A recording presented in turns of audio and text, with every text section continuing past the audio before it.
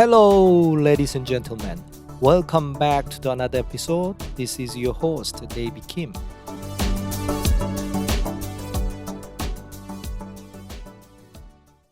Hi, Huy. Thank you so much for joining us today. Thank you, David. My honor to be on your show. Okay, thank you.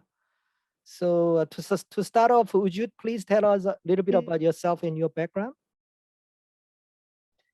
I have always been passionate with creativity and technology. I study in a gifted high school, specialized in math, and then joined the Ho Chi Minh City University of Technology.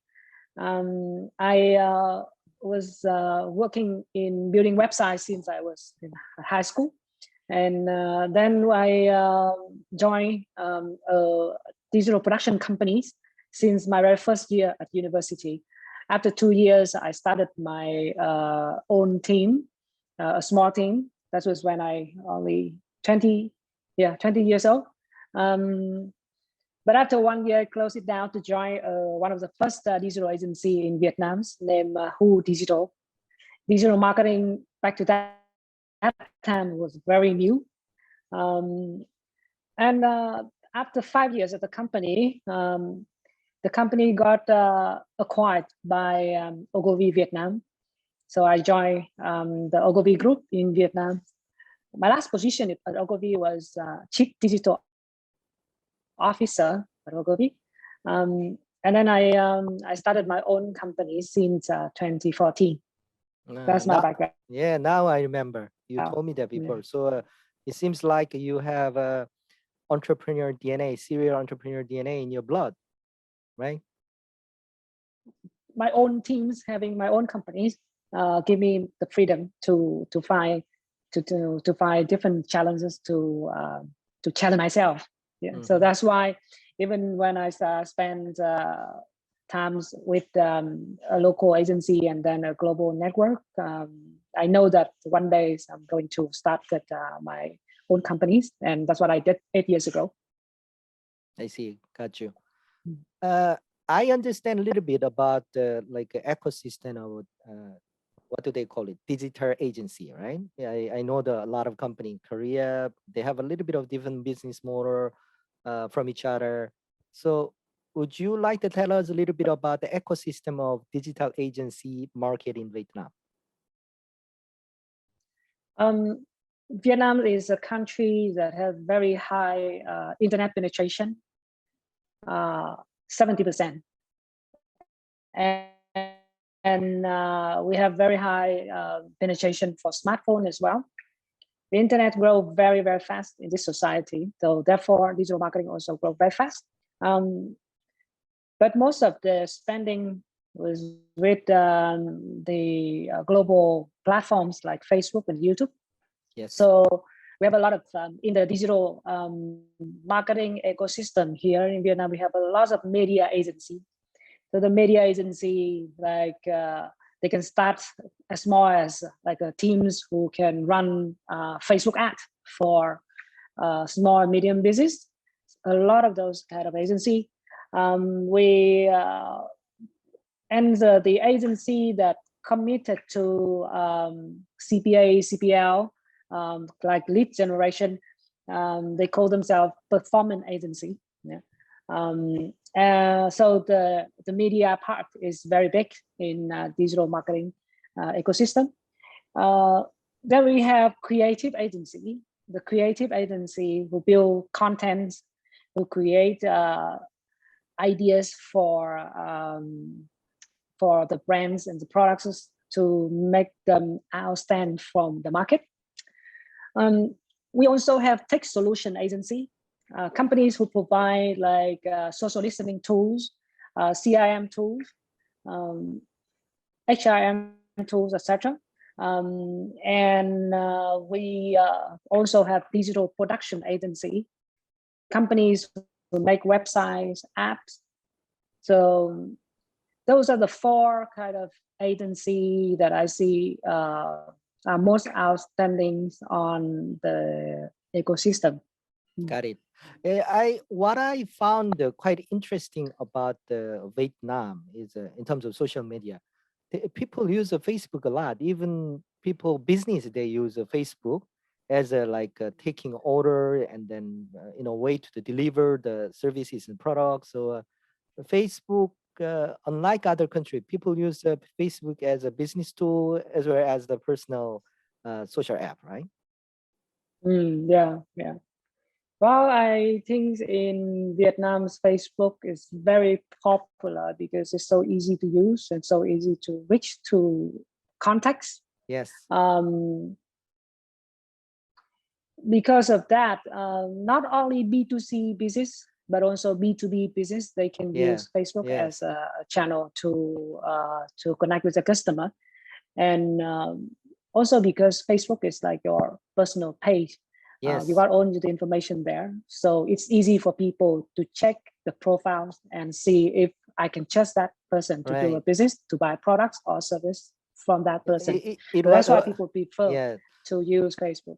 Frankly speaking, in the beginning, I was really a little bit embarrassed because if business people ask the Facebook account in the other countries, if we are not the personal friend, sometimes we don't share the Facebook account, right? But Yeah. in Vietnam, sometime I meet with someone first time, he or she asked my Facebook account. That's a very unique Yeah, I experience, know. right? Yeah. So actually, Facebook accounts now can replace your business card.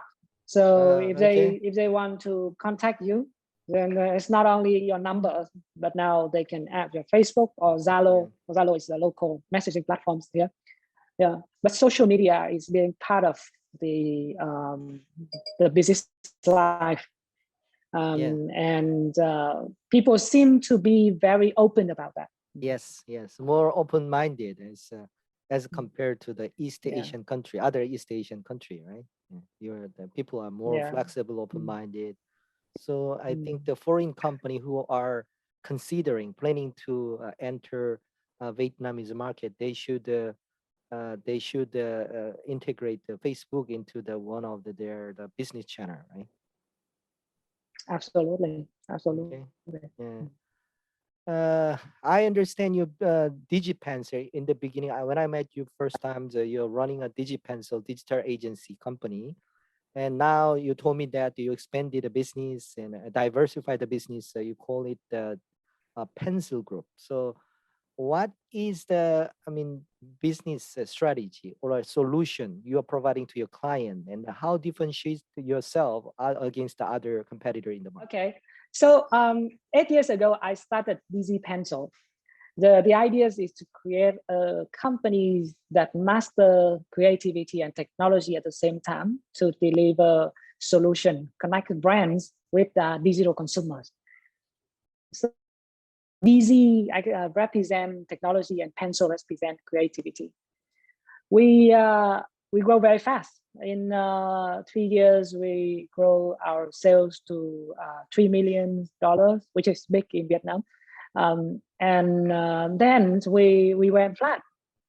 There was some challenge back to that times, and because clients move digital media and social content production in-house, they started to create like mini in-house agency to manage the ads and the content production process.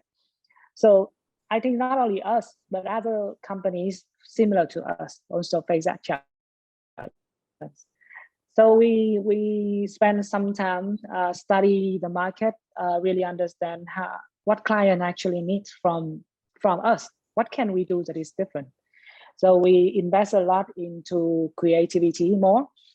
We understand that client only pay for something that they cannot do in-house.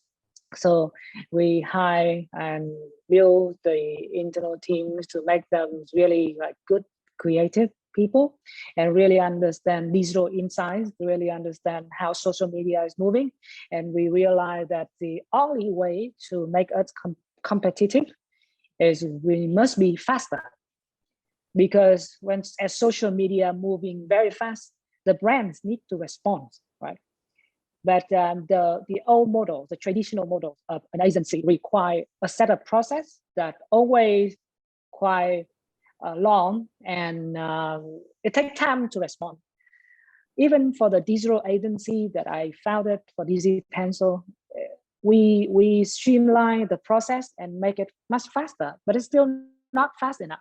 So we sit down and then we narrow down into currently working step, for example, and we found people who are very flexible and fast thinker.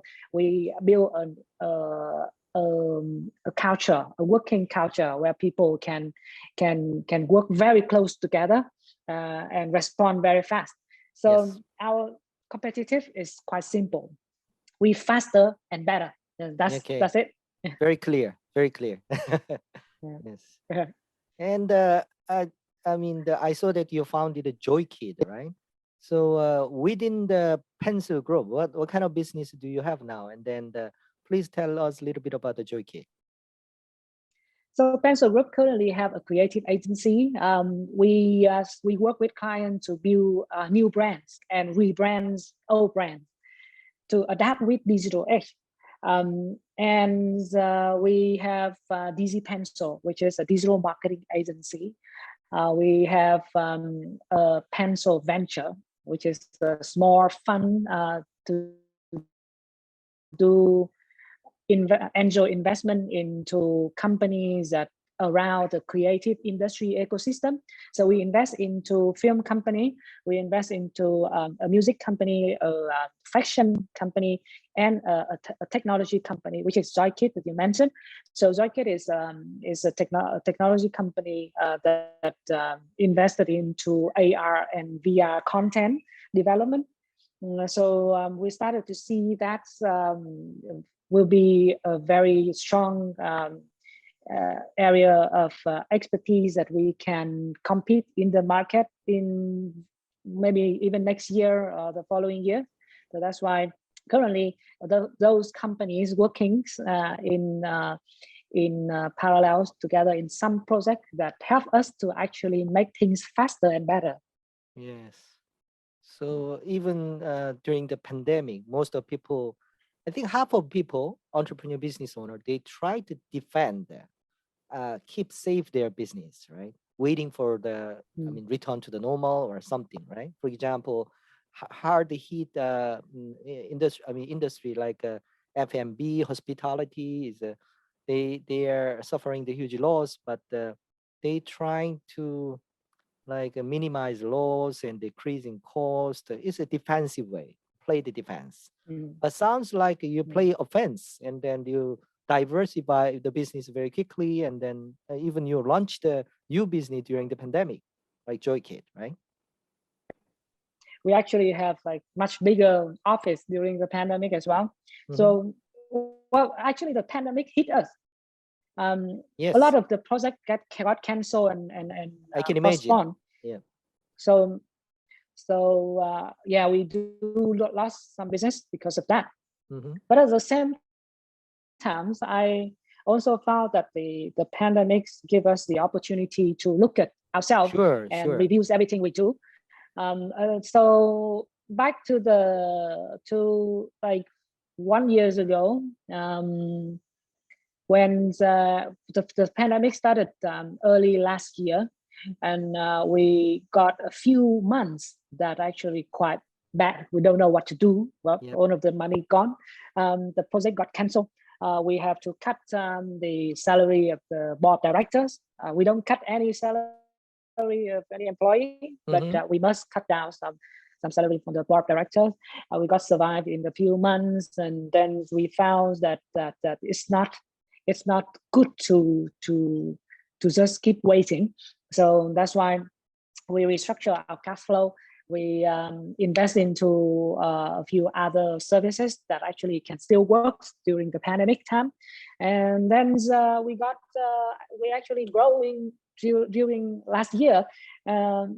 This year, the pandemic came back here. The situation actually got a little bit worse than last year. But I think we're going strong. Yes, I love Mm, your approach actually. People, when faced crisis, usually uh, they try to like become more conservative, try to keep what they have at hand safe, right? Try to be, I mean, play the defense. But actually, if you protect what you have, and very difficult to protect. If you play the mm, offense and then find a way, the new opportunity out of the crisis, that's the way you keep your business safe, right? Yeah. yeah. But the So problem back to is, that time last year. Yeah. go ahead. Back to that time last year, we a lot of the business we lost was because to industries that are hit very mixed, like travel, lifestyle industry. We need to move fast, switch into industry that's still doing good business during the pandemic. So we went for banking, financial services, Mhm. and we won some big pitch back to that time. So that was the reason why we can survive the pandemics and actually be better. Yes, yeah. I think strategically you did what you did is correct. I mean, try to find that opportunity out of the crisis. Yeah. In fact, based on statistic, uh, I I saw the statistic that during the global financial crisis of 2008, more in terms of venture capital investment, investment in the existing startup has decreased significantly because their business models was built based on the pre-crisis model, right? But Mm, there, the venture capital investment, the new startup, pre-seed and seed investment increased by 200, 300%. I interpreted that situation. mm, People believe in that old business model, even though they try to defend what they have, is very difficult to, I mean, pivot and they disrupt their own business model. But if you come up with a new idea and take advantage of crisis, I mean, the new opportunity out of crisis, then you have a much bigger opportunity even during the crisis. mm. Totally That's agree. that's what I Mm. saw. So what do you have on top of your mind for next step and your vision for the pencil group? Um, I I want Spencer Group to be the number one creative group in the advertising industry here in Vietnam, for sure, in the next few years. Um, but also, what I'm thinking in mind is that I always question if a creative company or a group of creative companies can be not just companies, but also being creative community as well. What if we could transform the way we work to connect with, uh, with hundreds and thousands of talents in different industry to join us to contribute creativity and skills to deliver solutions, despite where they are from and where they're living now. The pandemic is actually showing that we can work online quite well.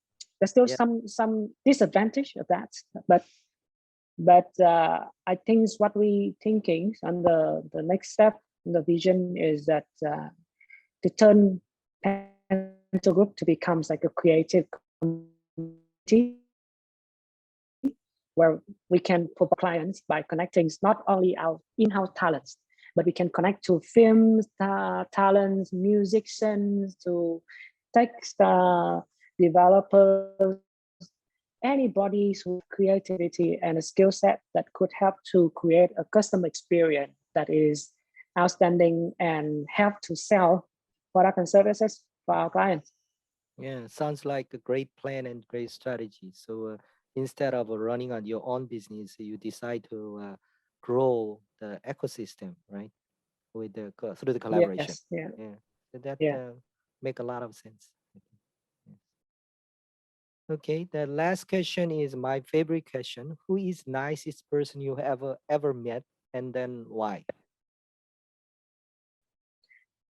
I'm pretty lucky. I think I met a lot of nice people, so many nice people in my personal life and also business life. So this is a very, very tough question. Instead of choosing one person, nicest person, I want to talk about the nicest team. Is that okay? Yes, yes.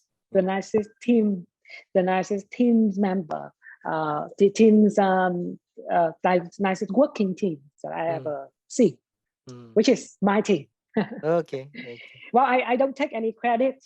I don't take any credit for building this culture, but I am proud that it's part of our team.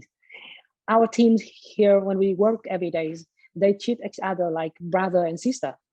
I've been working like almost 20 years, and throughout small and big companies, local and global culture, but I never see like a teams that is connected like this.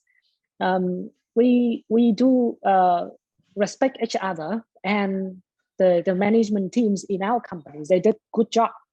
Not me, but they did good job. They did really good job on taking care of each other, building a collaborative culture. When I work back to like 10, 15 years ago, you know, in a creative companies, there's always different point of views, yeah, and different function that might conflict with each other. But here in our companies, the things, the nicest, I met the nicest people here in the company, and it just happened to be that maybe we was doing good in connecting those nice people together. But yeah, we're very proud to have the nicest team in the world. I think that's they are not only like brother and sister, but they're working really well to deliver high quality of work that they're happy. Yeah, that what you just mentioned is reminds me of the Southwest airline in US. The lawyer started that airline, but as a small airline company, salary is lower than the market average, but everybody love each other. Then that they marry each other, I mean, employ a lot, so they feel very proud of. So they are super competitive airline company. They stayed profitable all the time, and then their credit rating, only one airline company who has investment grade credit rating in the US. Started very small. So that's a teamwork is money is important, salary is I mean also the important factor, but the more important is build the trust and loyalty to each other as it's just like a family member, right? Yes. Yeah. Okay. Thank you so much for taking time to introducing your very interesting entrepreneur journey today. Thank you. Thank you, David.